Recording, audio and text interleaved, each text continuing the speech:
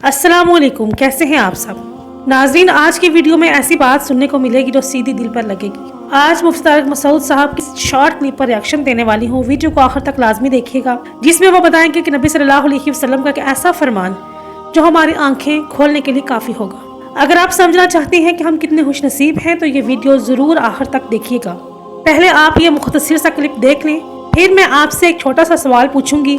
नबी सल्लल्लाहु अलैहि वसल्लम ने फरमाया, जिस शख्स को सर छुपाने के लिए जगह मिल जाए, जिस्म किसी बड़ी बीमारी से महफूज हो और 2 वक्त उसको खाना मिल जाए, ऐसे है जैसे पूरी दुनिया की दौलत समेट कर अल्लाह ने उसके कदमों में डाला। वो नाशुक्री नहीं कर सकता कि मेरे पास कम है, अल्लाह का दिया बहुत कुछ है। इस क्लिप के अंदर मुफ्ती तारिक मसूद साहब कहते हैं कि नबी सल्लल्लाहु अलैहि वसल्लम ने फरमाया कि जिसके पास रहने को छत हो और खाने को 2 टाइम की रोटी हो, वो कभी भी नाशुक्री नहीं कर सकता।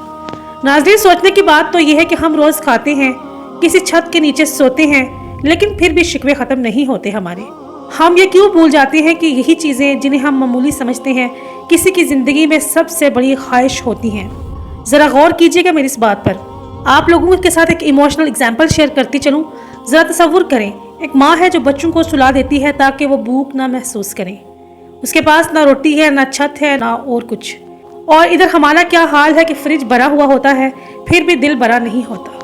आप किसी फुटपाथ पर सोने वालों से पूछें कि सर पर छत का मतलब क्या होता है। किसी यतीम बच्चे से पूछें कि 2 वक्त की रोटी क्या होती है। शायद हमने अल्लाह की नेमतों को इतना आम समझ लिया है कि शुक्र करना ही भूल गए हैं।